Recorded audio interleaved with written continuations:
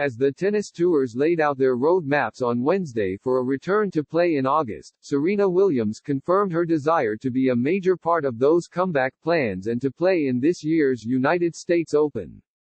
"Ultimately, I really cannot wait to return to New York and play," she said in a video message. "I feel like the USTA is going to do a really good job of ensuring everything is amazing and everything is perfect and everyone is safe." Her announcement was welcome news for the Open, a Grand Slam that is unlikely to draw a full-strength field this year without spectators on site and with extraordinary health and safety measures because of the coronavirus pandemic. "I'll certainly miss the fans, don't get me wrong," said Williams, still ranked number 9 in singles at age 38.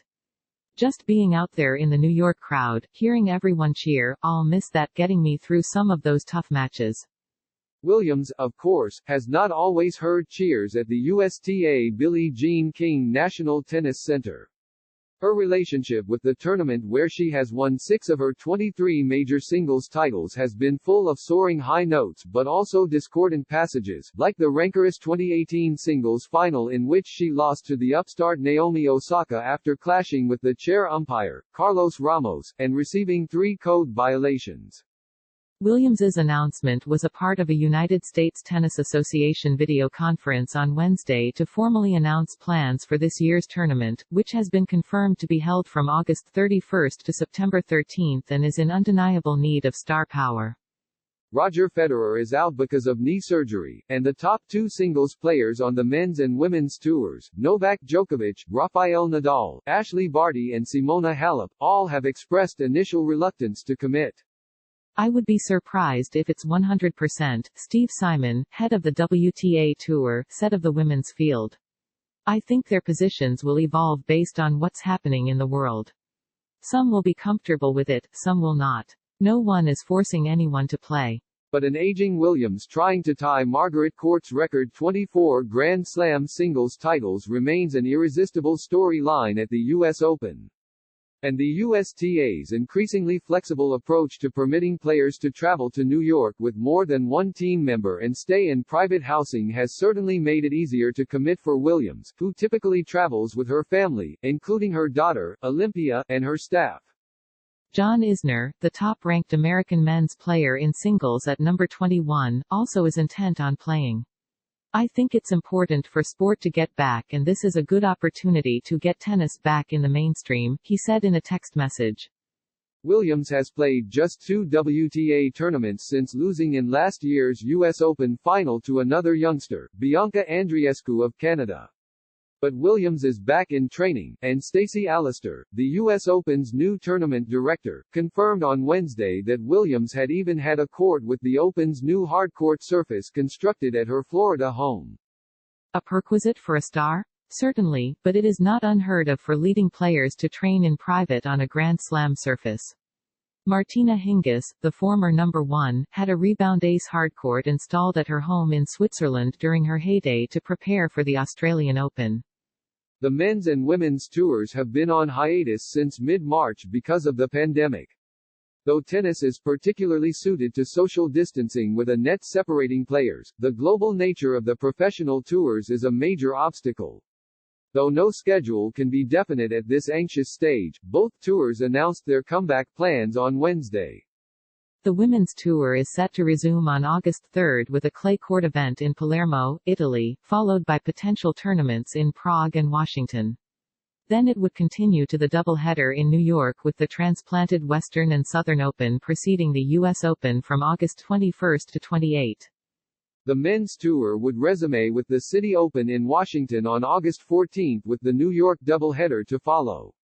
After the U.S. Open, both tours would head to Europe for the postponed clay court season with combined events in Madrid and Rome, and then the French Open, a Grand Slam tournament that was rescheduled from late May to September 27 to October 11. Unlike the U.S. Open, the Madrid Open and French Open could be played with spectators. Mark Ine, who owns the City Open in Washington, has also not ruled out having a restricted number of fans. He said the tournament would undoubtedly operate at a loss this year, but maintained that it was worth the sacrifice. "I have often asked myself, why are we doing this?" he said. I just think it's been such a hard year in our world and our community. I think this is something people will look forward to. It's a real honor to have this opportunity, but it's also a big responsibility.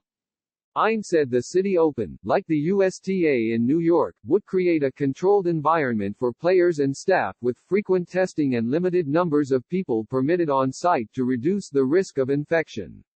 Ein said players would travel independently from Washington to New York, just as international players are expected to arrive independently in the United States. U.S. Open officials indicated that instead of using tracking or security measures, they are counting on players being judicious enough not to venture outside the bubble and jeopardize the health of others involved in the tournament. If they do become infected, the way the inner bubble is, they will not be in physical contact with any of the other players, Brian Hainline, a USTA vice president, said of the planned social distancing measures. If someone does test positive during the tournament, we're confident that disease won't spread to the other players because of how everything has been worked out and modeled. Both tours have struck deals with tournaments to reduce prize money this season to compensate for the expected loss of revenues from ticket sales and sponsorships. Simon said the reductions on the WTA Tour ranged from 18% for low-level international events to more than 32% for top-tier premier mandatory events like Madrid. The men's tour will flip that model, with its Masters 1000 events making smaller prize money reductions proportionally than lower-tier events. Simon said if the provisional schedule holds true, the WTA Tour will have managed to play about 60% of its original 2020 calendar. Both tours are also intent on preserving their tour finals, the ATPs in London and the WTAs in Shenzhen, China, which represent a major chunk of their revenue. If we can play the finals this year, we'll be in a much better position than if we don't, Simon said. But either way, like everybody else, we've been hurt this year significantly.